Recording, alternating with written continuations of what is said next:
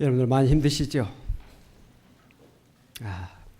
참 우리 모든 국민들이 마음 아파하고 슬퍼하고 고통합니다.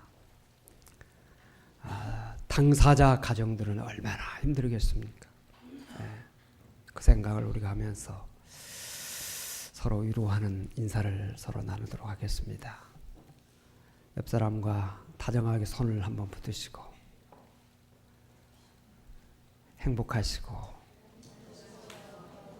건강하시고 잘 되시기 바랍니다.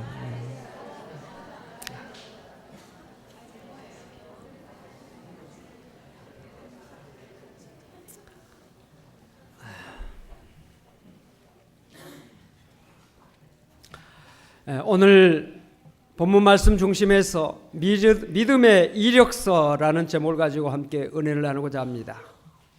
여러분들 이력서 써보신 적 있으십니까? 이력서 쓰면서 뭘 쓸까 고민해 보신 적 계십니까? 뭘 쓸까? 어떻게 쓸까? 이력서를 앞에 놓고 한참 자신을 살펴보게 됩니다. 이력서는 그 사람의 학력이나 경력 그리고 자격을 기록하여서 다른 사람에게 자신을 소개하는 서식입니다. 기업체에서 사람을 채용할 때 이력서는 필수입니다. 인사 담당자는 입사 지원자들이 쓴 이력서를 면밀하게 검토합니다. 그래서 채용 여부를 결정하죠. 이력서는 한마디로 그 사람이 어떤 사람인가를 판단하는 데 매우 중요한 자료입니다.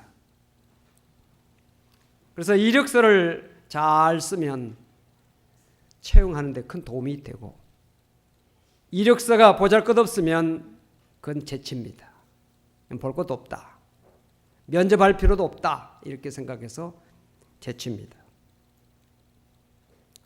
우리가 짧은 이 세상을 살아가면서 직장생활이나 또 여러 가지를 해나갈 때 이력이 참 중요하죠. 화려한 이력, 또 대단한 경력 필요합니다. 그런데 우리에게는 이 세상의 짧은 몇십 년의 생활보다도 비교할 수 없는 영원한 하나님 나라의 기업이 있고 그의 나라의 삶이 있습니다.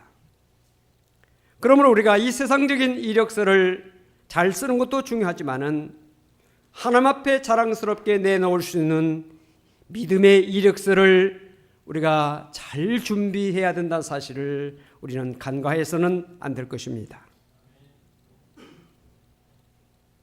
믿음은 우리의 이력서를 새롭게 쓰게 합니다.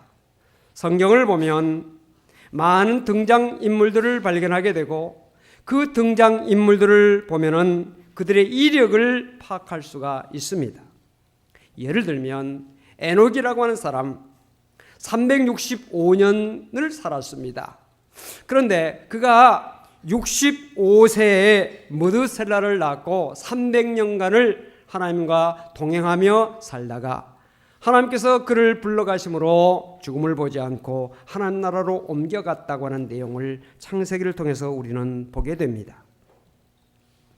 그의 365년간의 삶 속에서 65세라고 하는 그 해가 그의 인생의 분기점이 됐다는 사실을 발견하게 됩니다. 아브라함은 175세를 살았죠. 그런데 그 아브라함의 175세의 그의 모든 인생 속에서 그의 분기점이 된 것은 75세였다는 사실을 성경을 우리가 좀 읽어보면 금방 알 수가 있습니다. 무엇이 그들의 삶의 이력서를 새롭게 쓰게 하는 분기점이 될 수가 있었을까요? 그것은 믿음이 올시다. 에녹에게 있어서 65세 때 무슨 일이 있었는가? 그의 인생의 분기점이 65세에 어떤 일이 있었는가 하는 것을 우리는 성경을 통해서 발견하게 됩니다. 그는 65세 때 무드셀라라고 하는 아들을 낳았습니다.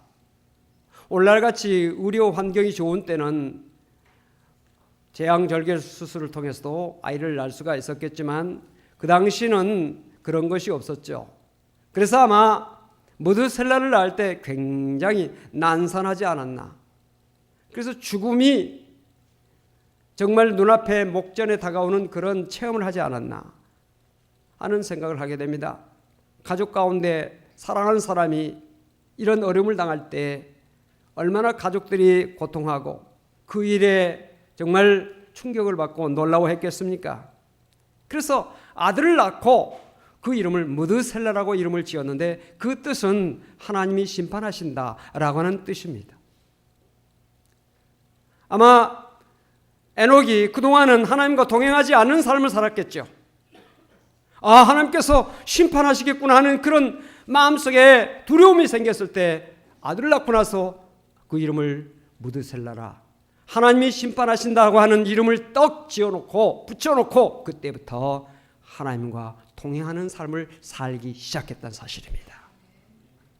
그래서 그는 하나님과 얼마나 동행하며 하나님 말씀에 따라 살았기에 하나님께서 그를 너무나 사랑하시고 귀하게 여기셔서 그에게 죽음을 맛보지 않고 하나님 나라로 그를 불러가시는 그 에녹을 승천시키는 놀라운 축복을 주셨다는 사실을 창세기를 통해서 우리는 발견하게 됩니다. 아브라함은 175세를 살았는데 그의 생에 있어서 분기점은 75세였습니다. 그런데 이 75세 때 그에게 무슨 일이 일어났을까요? 아들을 낳았을까요? 아니올시다. 아들은 11년 후에 애굽의 여종, 애굽 사람 하갈이라고 하는 여자를 통해서 이스마엘이라고 하는 아들을 낳았습니다. 그런데 하나님께서는 그 아들을 인정하지 않죠. 하나님께서 인정하시는 아들을 낳은 때가 25년 후에 아브라함이 100세가 되었을 때 그의 아내 사라를 통해서 낳은 이삭이었습니다. 그러면 75세 때 무슨 일이 일어났을까요?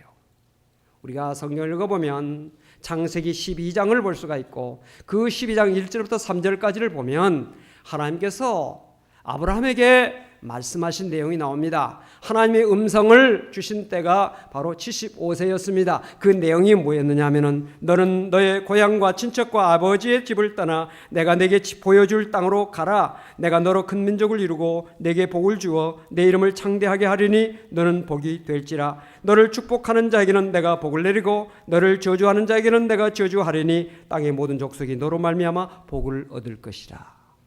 하나님께서 이 음성을 주셨어요. 이 음성을 듣고 나서 아브라함이 결단합니다. 그래, 내가 하나님 말씀대로 살아야지.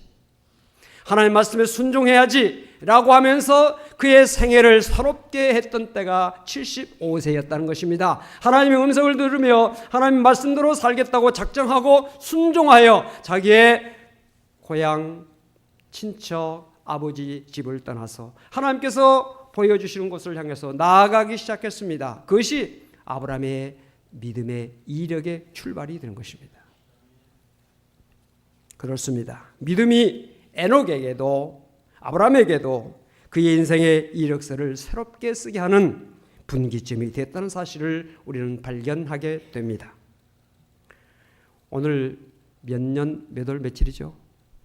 2014년 그리고 4월 27일 교회력으로 보면 부활절 후 두 번째 주일입니다. 예수님께서 부활하신 날을 우리가 부활하신 주님을 찬양하면서 부활절 예배를 드렸습니다. 자, 2014년도는 어떤 의미가 있습니까? 예수님께서 이 세상에 오신 후 2014년이 되었다는 뜻입니다.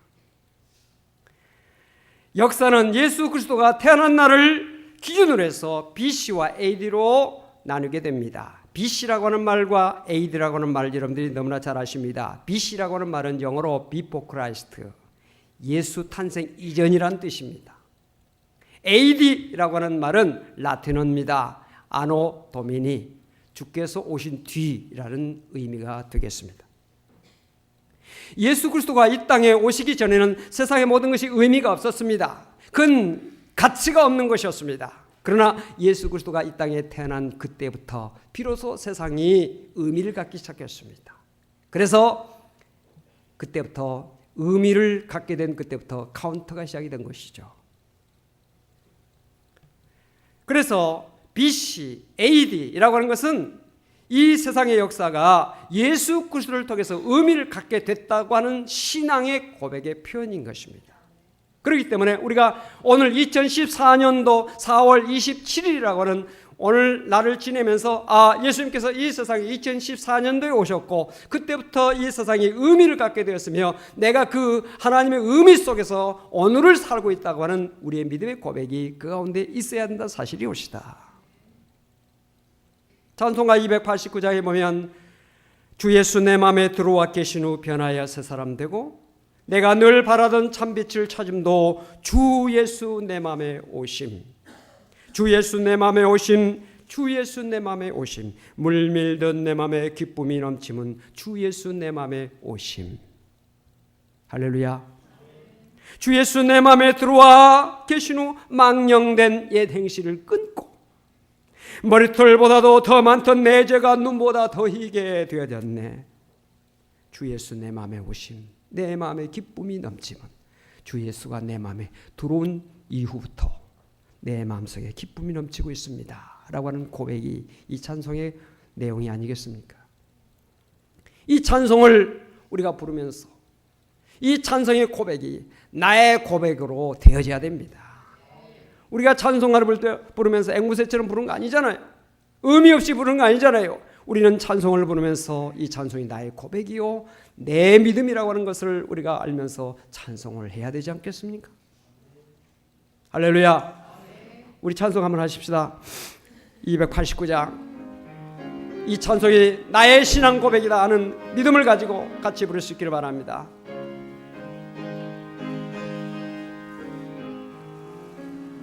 주 예수 내 맘에 들어와 계신 후 변하여 새 사람 되고 내가 늘 바라던 참빛을 찾음도 주 예수 내 맘에 오신 주 예수 내 맘에 오신 주 예수 내 맘에 오심 물밀듯 내 맘에 기쁨이 넘치면 주 예수 내 맘에 오심 주 예수 내 맘에 들어와 계신 후 망령된 행실을 끊고 머리털보다도 더 많던 내 죄가 눈보다 더 이어졌네.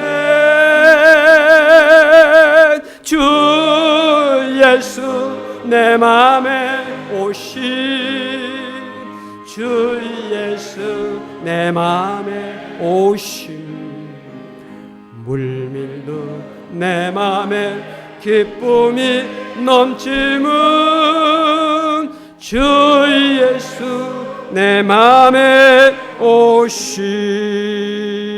할렐루야. 예수 그리스도가 우리의 삶 속에 참으로 새로운 의미를 가져다 주시는 분이며 나를 새롭게 하는 분이심을 믿으시면 아멘 하시 바랍니다. 예수가 내 안에 들어와서 나의 삶이 변화됐고 예수가 내 삶 속에 들어오므로 나는 의미 있는 삶을 살게 되었습니다 라고 하는 고백이 오늘 우리의 고백이 되어질 줄로 믿습니다. 오늘 본문 고린도후서 5장 16절에 그러므로 우리가 이제부터는 어떤 사람도 육신을 따라 알지 아니하노라. 비록 우리가 그리스도로 육신을 따라 알았으나 이제부터는 그같이 알지 아니하노라 말씀했습니다. 공동 번역을 통해서 읽어보면 그러므로 우리는 이제부터 아무도 세속적인 표준으로 판단하지는 않을 것입니다. 전에는 우리가 세속적인 표준으로 그리스도를 이해했지만 이제는 그렇게 하지 않습니다. 이제부터라고 하는 말은 예수를 믿고 나서부터라는 의미가 있습니다. 아무 사람도 라고 하는 말은 예수 믿는 모든 사람들을 의미합니다. 예수 믿는 남자, 여자, 어린아이, 노인, 가진 자, 못 가진 자, 배운 자, 못 배운 자, 옛날 사람, 현대 사람 상관없습니다. 어떤 사람이든지 예수 믿는 사람이라고 한다면, 우리 모든 성도들을 말하고 있습니다. 예수 믿는 사람이라고 한다면 육신을 따라 알지 아니한다. 세속적인 표현으로 판단하지 않는다는 것입니다. 예수 믿기 전에는 세속적인 판단으로 모든 것을 보았습니다. 세속적인 것으로 사람들을 판단하고 모든 것을 판단했습니다. 이 사업 돈 많이 버는 것인가? 이 직장 돈 많이 받는 직장인가? 그거 생각했습니다. 그러나 예수 믿고 나서는 판단 기준이 달라졌다는 것이죠. 제가 초등학교나 중학교 동창들 만나면 안 믿는 친구들이 저한테 묻습니다. 야, 너 목사 됐다며? 목사 되니까 돈 많이 버냐? 그렇게 물어봅니다. 야, 너희 교회가 크냐? 성도들이 다 헌금한 거 네가 다 가지냐? 그렇습니다. 안 믿는 사람들은 오해하고 있어요. 우리 교회는 재정적으로 투명한 교회가 되도록 계속 노력하고 있어요. 돈 하나 쓰면서도 영수증이 반드시 첨부가 되고, 그리고 목사가 쓸 때도 다 허락 맡아서 쓰는 거죠. 한 푼도 허락 없이 쓰지 않습니다. 세상 사람들은 세속적인 판단으로 모든 걸 판단해요. 선한 일을 위해서, 복음을 위해서 교회가 더욱더 바로 서야 될 줄로 믿습니다. 예수 믿기 전에는 모든 것을 다 세속적으로 판단했어요. 육신적으로 판단했습니다. 그러나 예수 믿고 나서는 모든 것을 믿음으로 판단하고, 하나님 차원에서 이것이 기뻐하신 일이냐 기뻐하지 않는 일이냐, 하나님께서 원하시는 일이냐 아니냐, 원하시지 않는 것이냐 하는 것에 거기에 기준을 두고 모든 것을 판단하고 모든 것을 행하는 것이 우리 믿음의 성도들의 삶의 삶이라 이 말입니다. 왜 그렇게 됐을까요? 새 사람 되었으니까. 왜 그렇게 됐을까요? 주 예수 그리스도께서 내 안에 오셔서 나를 주장하시고 나를 인도하시기 때문에 그렇게 된 것이 옳시다. 17절에 그 내용이 나오죠. 그런즉 누구든지 그리스도 안에 있으면 새로운 피조물이라, 이전 것은 지나갔으니 보라 새 것이 되었도다. 그리스도 안에 있으면 누구든지 새 사람 된다는 것입니다. 여러분, 동물과 사람들의 차이가 많이 있고 또 같은 것도 있습니다. 동물과 사람들이 여러 가지 면에서 같은 점이 있죠. 태어나서 살다가 죽는다는 것 똑같고요. 또 먹고 마시고 잠자고 자손 번식하고 기뻐하고 슬퍼하고 분노하고 괴로워하는 것, 동물과 우리 인간이 다를 바가 없습니다. 그런데 결정적으로 동물과 우리 인간이 다른 점이 있다고 하는 것은 뭐냐? 동물에게는 영혼이 없고 우리 인간에게 영혼이 있다는 사실입니다. 그 영혼이 뭐냐? 하나님을 섬기는 우리의 속사람의 모습이옵시다. 그래서 동물에게는 영혼이 없기 때문에 동물이 하나님을 찬양하고 기도하는 거 보았습니까? 예배드리는 거 보았습니까? 다른 것은 많이 할 수 있습니다. 숫자도 알고 뭐 여러 가지 아는 그런 지식이, 그 지혜가 있는 그런 동물들이 있습니다만, 그들이 찬송하고 기도하고 예배하는 거 우리가 못 보잖아요. 우리 인간의 마음속에는 영혼이 있는데 그 영혼은 하나님을 찾아 만나는 우리의 영혼이 하나님께서 주시는 놀라운 축복의 속사람인 것입니다. 이 속사람을 우리가 가졌는데, 이 영혼을 우리가 가졌는데, 이 영혼을 가지고 하나님을 찾아야 되는데 하나님을 찾지 않고 있는 사람들이 이 땅에 많이 있다는 사실입니다. 하나님을 찾는 그런 속성을 우리에게 주셨는데 하나님을 찾지 못하고 헛된 것에 경배하고 헛된 것을 섬기는 사람들이 이 땅에 많이 있는 것입니다. 사람에게 이 영혼이 있는데 이 영혼이 하나님을 믿고 섬기느냐 그렇지 않느냐는 어마어마한 차이입니다. 하늘과 땅 차이 정도가 아닙니다. 더 큰 차이가 올시다. 사람이 영혼을 위한 삶을 살지 못하고 그저 이 땅에서 태어나 살다가 그냥 죽는 것, 그런 삶을 산다면 동물과 다를 바가 전혀 없는 것입니다. 믿음을 갖는다고 하는 것은 성경에 여러 가지 표현으로 하고 있습니다. 요한복음 1장 12절에 보니까 영접하는 자, 곧 그 이름을 믿는 자들에게는 하나님의 자녀가 되는 권세를 주셨다고 말씀하고 있는데, 여기에 믿는다고 하는 것은 영접한다는 뜻이고요, 믿는다고 하는 것은 하나님의 자녀가 됐다는 사실을 말씀해 주고 있습니다.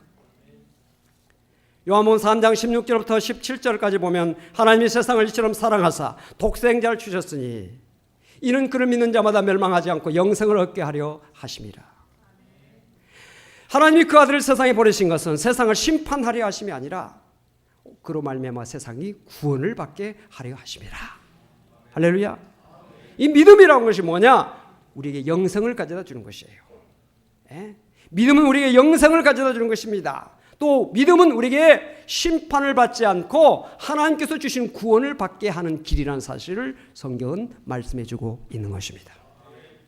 요한복음 3장 5절에 보니까 예수께서 대답하시되 진실로 진실로 내게 이르노니 사람이 물과 성령으로 나아지 아니하면 하나님 나라에 들어갈 수가 없느니라.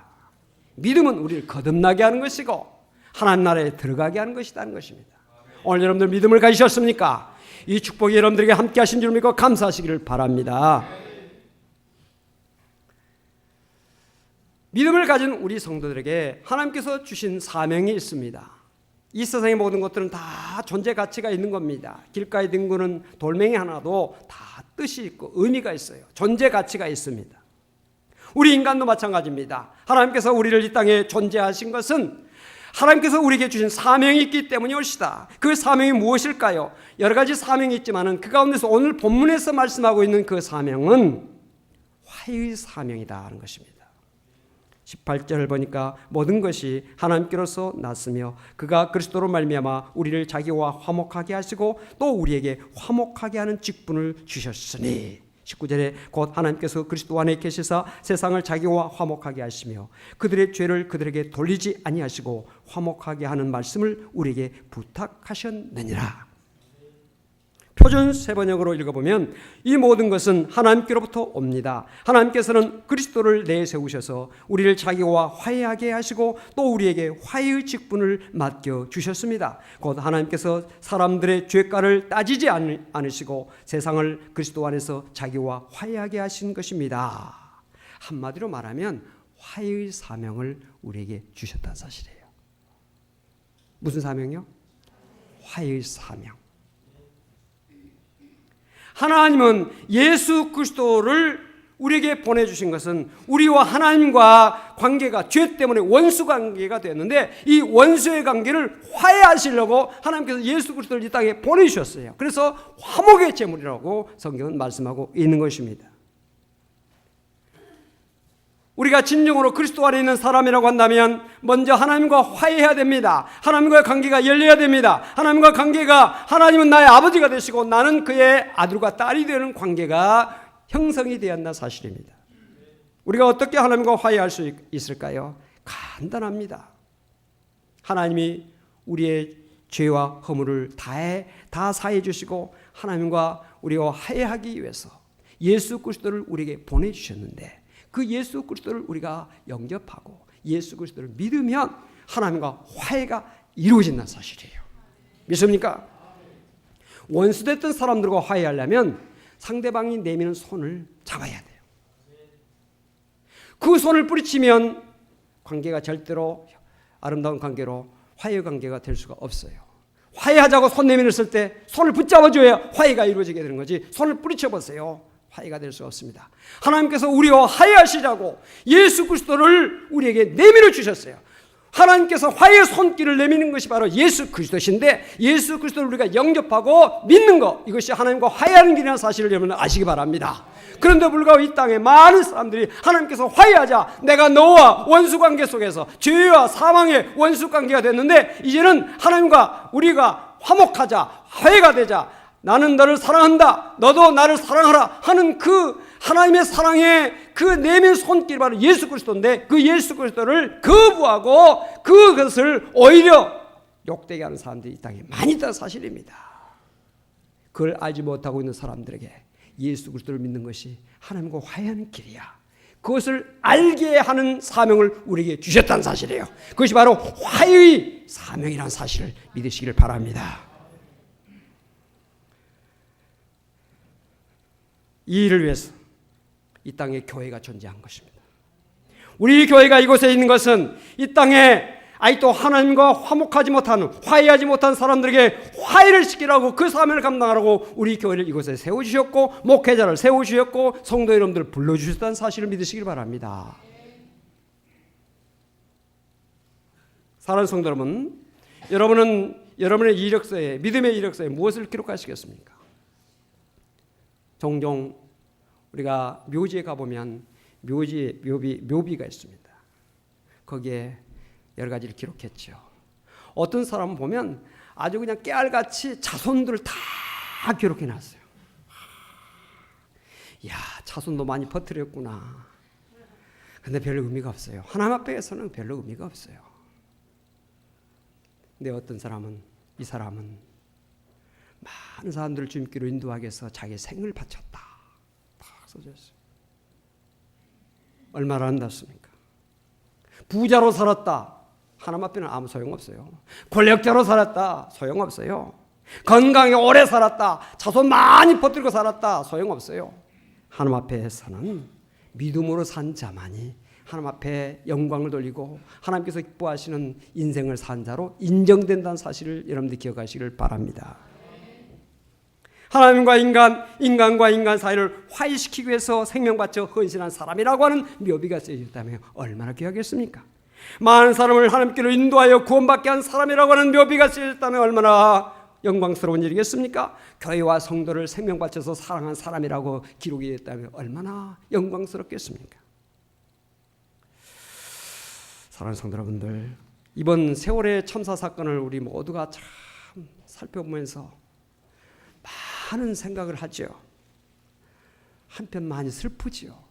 이번 이런 사건을 보면서 눈물 흘지 않는 우리 국민이 도대체 누가 있겠어요? 다 눈물 흘렸을 것입니다. 그 처절한 자기의 귀한 어린 생명들, 아들, 딸들이 그 물속에서 고통하면서 절규하고 있다는 사실을 생각하면 얼마나 슬픕니까? 너무 고통스럽죠. 또 미안합니다. 어린아이들이 무슨 잘못이 있어요? 아무 잘못이 없잖아요. 배 그냥 가만히 떠나지 말고 선실에 있어라. 선생님이 하고 승무원이 그렇게 이야기하니까 그대로 따른 것밖에 없잖아요. 이제 어른들이 아이들한테 말하는 말을 아이들이 그 말 들었다가는 죽게요? 이 말이 나오죠. 그 말 정말입니까? 그 말 들으면 죽지 않아요? 우리가 할 말이 없잖아요. 어른들이 아이들을 죽인 거예요. 죄 없는 아이들을. 우리가 이 사실 앞에서 미안하다는 마음을 우리가 다 가지고 있어야 되잖아요. 미안하다. 정말 미안하다. 너희들은 어른들 말 들은 것밖에 없는데 미안하다. 또 한편 분노합니다. 이럴 수가 있느냐. 절망합니다.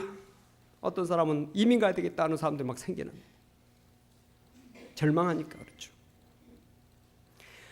그들의 희생이 다시는 반복되지 않도록 우리 모두가 경성해야 될 줄로 압니다. 경성해야 돼요. 깨달아야 돼요. 새로워져야 돼요. 그래야 그들의 희생이 헛되지 않습니다. 그들의 희생이 값진 희생이 되게 하기 위해서는 우리 모두가 다 새로워져야 돼요. 정부도 새로워져야 되고 공무원들도 새로워질 뿐만 아니라 우리 모든 국민들, 우리 믿음의 성도들까지 다 새로워져야 돼요. 다 새로워져야 돼요. 그렇지 않으면 정말 너무나 그들의 죽음이 헛된 죽음이 될 수밖에 없잖아요.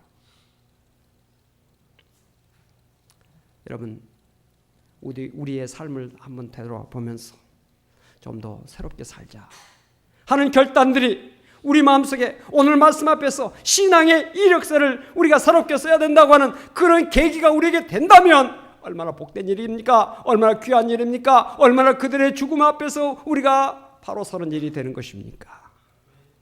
사랑하는 성도 여러분, 슬프고 미안하고 분노하고 절망하는 것은 누구에게나 다 가질 수 있는 것이지만 거기서 한 걸음 더 나아가는 자세가 필요합니다. 할렐루야. 슬픔을 딛고 어려움을 딛고 절망을 딛고 일어서야 돼요. 우리가 부활절을 지냈잖아요. 부활이 뭡니까? 죽은 자의 자리에서 부활한 것이 아닙니까? 우리가 부활신앙을 가진 그런 믿음을 가진다면 새로워지는 것이 주님 앞에 우리의 삶의 아름다운 고백이 되리라고 믿습니다.